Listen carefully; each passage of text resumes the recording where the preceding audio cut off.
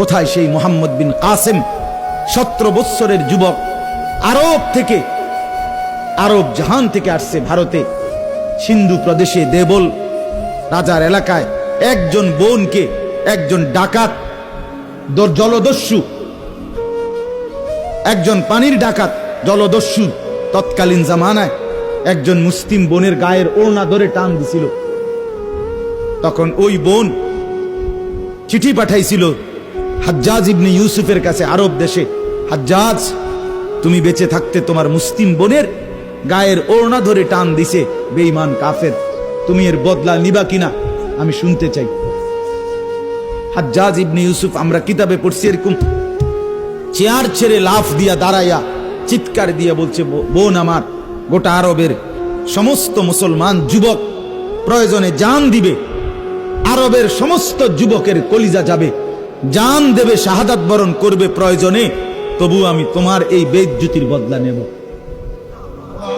3 বার সেনাবাহিনী পাঠাইছে সে, 3 বার। প্রথম 2 বার পরাজিত হইছে মুসলিম বাহিনী, তৃতীয়বারে নিজের একমাত্র মেয়ের জামাই মোহাম্মদ ইবনে কাসেম রাহমাতুল্লাহ আলাইহি, এই উনারে দিয়া এরপরে এই সিন্ধু দেবল রাজাকে পরাজিত করে ওই বোনকে জেলখানা থেকে উদ্ধার করছে এবং এই হিন্দু রাজার এলাকায় কালেমার পতাকা উড়াইয়া দিছে। হ্যাঁ, সেখান থেকেই এই ভারতীয় উপমহাদেশে মুসলমানদের যাত্রা, ইসলামের সূচনা। এক বোনের ইজ্জতের জন্য ধর্ষিতা হয় নাই, কাপড় টান দিছে কেন? খলিফা মুতাসিম বিল্লাহ, এক ইহুদি খলিফা মুতাসিম বিল্লাহ, মুসলমানদের একজন খলিফার নাম উমাইয়া খলিফা, ওনার আমলে একজন মহিলা ইহুদিদের এলাকায় গেছিল, বাজারে পর্দানসীন বোরখাওয়ালা নারী, ওই ইহুদি, দুষ্ট এক ইহুদি ওই মহিলার পিছন দিক দিয়া, বোরকার পিছনে কৌশলে পিছন দিক দিয়া গোপনে এমন এক রশি টান দিস বাঁধছে।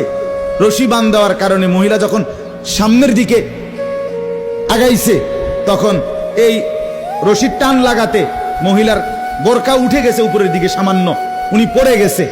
এই মহিলা ওই বাজারে চিৎকার দিয়া বলছে, ওয়া মুতাসিমা, হায় মুতাসিম তুমি কই? তোমার মুসলিম বোনকে বেইজ্জতি করছে। সাথে সাথে খলিফা মুতাসিম বিল্লাহ পুরা বাহিনী নিয়ে আইসা ওই ইহুদি অঞ্চল পুরা জ্বালায় ফেলছে। কথা ছিল এই, বা কথা ছিল এই, রক্ত আর আমাদের গায়রত আর আমাদের হারিয়ে ফেলেছি। পরের মেয়ে দেখতে দেখতে, পরের নারী দেখতে দেখতে, টেলিভিশন দেখতে দেখতে, নিজের বিবি বাচ্চারও লাগাই দিছেন, নিজের ঘরে টেলিভিশন চাইতো, নিজেও বইয়া বইয়া সাদোয়ানে বেড়ি চান, টেলিভিশন চান, ফুতেও সারা রাত সারা দিন সমবয়সী ফুলানের লগে হাইটটা মোবাইলে ছবি চায়, তো সমাজ গড়বে কে? পরিবার নিরাপদ থাকবে কেমনে?